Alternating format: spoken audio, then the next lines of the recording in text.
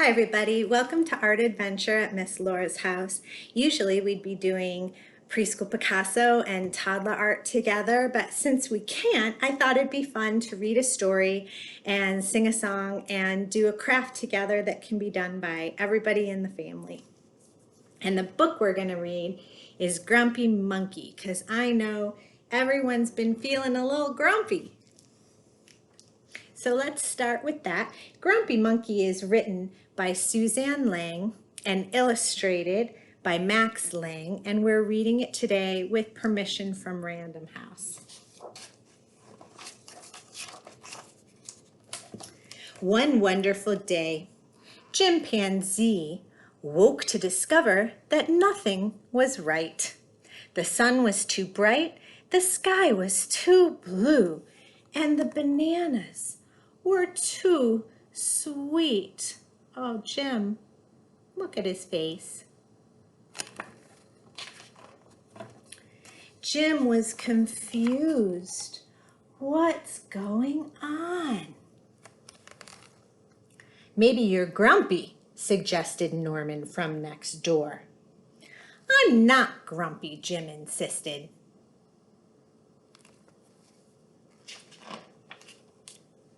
On his walk, he met Marabou. Jim's grumpy, Norman told Marabou. Why are you grumpy, Jim? Asked Marabou. It's such a wonderful day. Grumpy? Me? I'm not grumpy, said Jim.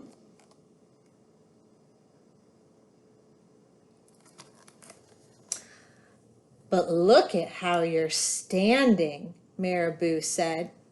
It's true, said Norman. You're all hunched. So Jim loosened up.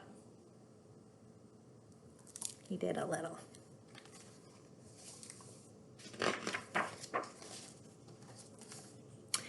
Then he ran into Lemur. Jim's grumpy, Norman told Lemur. Why are you grumpy, Jim? Asked Lemur. It's such a wonderful day. Grumpy? Me? I'm not grumpy, said Jim. Your eyebrows look grumpy, said Lemur. It's true, said Norman. They're all bunched up. So Jim raised his brow.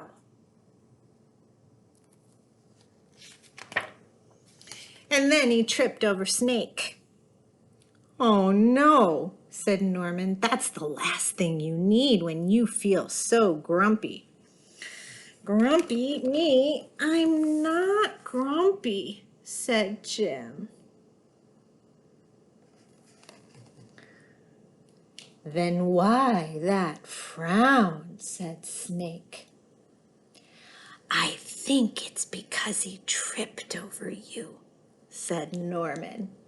So Jim put on a smile. How do you guys feel when you smile like that?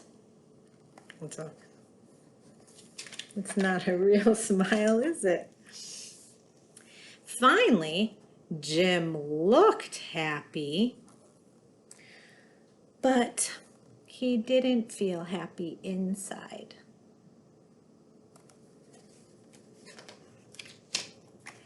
Everyone wanted Jim to enjoy this wonderful day. You should sing with us, said the birds. Jim did not feel like singing. You should swing with us, said the monkeys. Jim did not feel like swinging.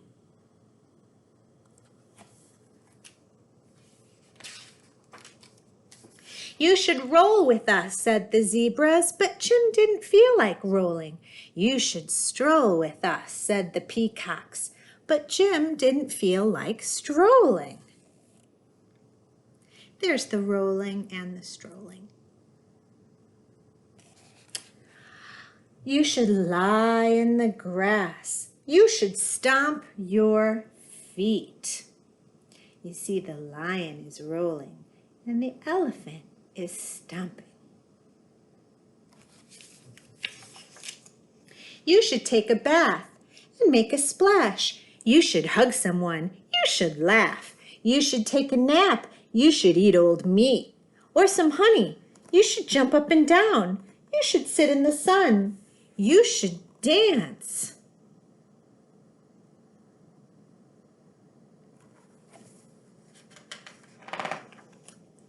But Jim didn't feel like doing any of that. "Why are you grumpy, Jim?" asked the others. "It's such a wonderful day." "I'm not grumpy!" shouted Jim as he beat his chest.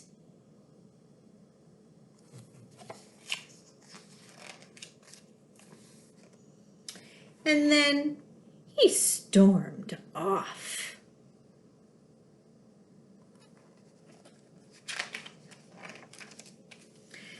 Jim felt sorry. A little sorry for shouting at everyone, but mostly sorry for himself. "I guess I am grumpy," Jim sighed, and just as he was starting to feel really sad, he came upon Norman. And Norman was slumped and his eyebrows were bunched up and he was frowning. "What's the matter? Are you grumpy?" asked Jim. "No, I danced with porcupines," said Norman. Uh-oh.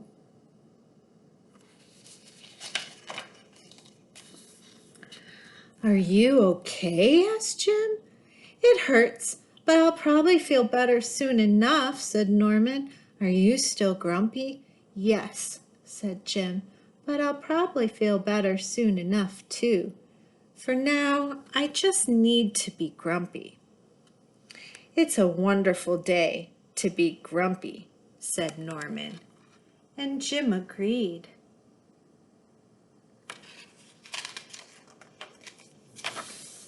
And he already felt a little bit better. The end. I have a number of other really great books about emotions that you can check out from Sycamore Library as soon as we can. This one is called Happy. And I always get the author mixed up with the illustrator for this one, but it's Mies van Hout.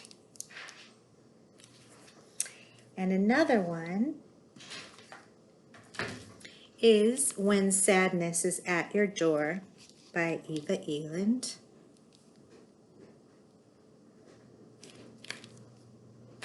A third is fun to read if you like being scared a little bit, and it's called The Dark by Lemony Snicket, and it talks about being afraid. And the last book is by Eileen Spinelli, and it is called Thankful. And those of you that have done Preschool Picasso with me before, I have read the Lemony Snicket book, and I've read Thankful before in our Preschool Picasso. They're really great books for exploring how we're feeling. So for our craft, I'm gonna shift us over here. There we go. And the things that I am using is some newspaper and some paper and some paints. If you can only buy 3 paints, I always recommend doing red and yellow and blue, the primary colors, so that you can mix. I have some googly eyes, but you can just make some eyes with paper and marker, and some glue, some scissors, and I do have a container for paint and a paintbrush. What you'll need to do is fold the paper in half, because you want your little one only to paint the one side. Ideally, you will keep it open though, so they don't get this side too wet, because sometimes they like to paint real thick and then it'll seep through to the other side. But if you think that they can't resist, you can fold it in half. When I did this project myself, I just kind of put the paint on from the bottle, but it was very thick. And then when I smashed them together, which we're going to do, it did ooze quite a bit. So it's up to you. You can use newspaper like this, and then if it oozes, it doesn't matter. So what you're going to do is, what your kids are going to do is just go ahead and put on a whole bunch of paint, however they feel like painting. They can just glop it on whatever they feel, whatever they're feeling like. And I am just adding a whole bunch of color so you can see. When they're done adding their color, you are going to take it and you're going to fold the clean side down onto the painted side and press. And now you see why I said if you'd had real thick paint, it would go right up the sides here. But when you just paint it on, you open it up and you're going to have symmetry, you're going to have a pattern. And what's so neat about this is it does kind of look like our traditional Rorschach prints, which are really open to interpretation. So that's where the fun of this comes in. Your little one can turn this however they want it, maybe like this way. And when it dries, they can cut out a shape that they see and put eyes on it where they think those eyes should go. And you can talk about how your little guy feels. So this is the guy that I made earlier, and I say he's very surprised. That's how he's feeling today. So maybe the kids will make their little guy feel like they feel, or maybe it'll just be super fun. I mean, we could have had him be this way and he could have been really excited. Oh no, Pearl just stepped in the paint, and this is what happens sometimes. So I am just going to wipe her little paw right off. I'm very sorry about that. She's a mischievous little girl. All right. Another fun activity you can do exploring emotions is you can print off, I found this online, is just some little faces, blank faces, or you guys can draw them yourself. And then a fun thing to do would be to take Play-Doh and roll out a mouth and a nose and eyes and make your little person's face. Or you could just use crayons or marker or even paint, however you want. And you can talk about how you're feeling or how your little friend is feeling, however you want to do. Another great thing, especially for the little ones, is once they've made those Play-Doh worms, they are very satisfying to cut with scissors. So it's a really good opportunity to practice scissors skills for little ones who might be a little too young to cut out their guy. They can still practice.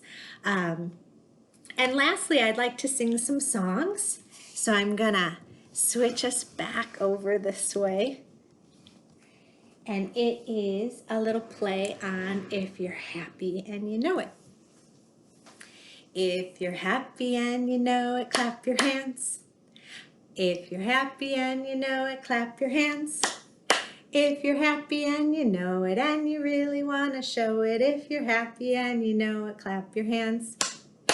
If you're sad and you know it, say boo-hoo, boo-hoo. If you're sad and you know it, say boo-hoo, boo-hoo. If you're sad and you know it, and you really want to show it, if you're sad and you know it, say boo-hoo, boo-hoo. If If you're angry and you know it, stomp your feet. If you're angry and you know it, stomp your feet. If you're angry and you know it, and you really want to show it, if you're angry and you know it, stomp your feet. If you're frustrated and you know it, hulk it out. If you're frustrated and you know it, hulk it out. If you're frustrated and you know it, and you really want to show it, if you're frustrated and you know it, just hulk it out. If you're surprised and you know it, say, oh my, oh my. If you're surprised and you know it, say, oh my, oh my. If you're surprised and you know it, and you really want to show it, if you're surprised and you know it, say, oh my, oh my. If you're silly and you know it, make a silly face, blah, blah, blah, blah, blah. If you're silly and you know it, make a silly face, rah. If you're silly and you know it, and you really want to show it, if you're silly and you know it, make a silly face, blah, blah, blah, blah, blah, blah. Thanks, guys. That's a fun one to do, and it really does get a lot of energy out. Our last song for today is Skinnamarink-a-Dink, and it goes, Skinnamarink-a-dink-a-dink, Skinnamarink-a-doo, I love you. Skinnamarink-a-dink-a-dink, Skinnamarink-a-doo, I love you. I love you in the morning and in the afternoon. I love you in the evening and underneath the moon. Oh, Skinnamarink-a-dink-a-dink, Skinnamarink-a-doo, I love you. Thanks for joining me today. And on that last one, when you come around to do the moon, if you got your little ones next to you, you can bring that moon right over and give them a big hug. Take care, everybody. Until next time. Have fun crafting. Bye-bye.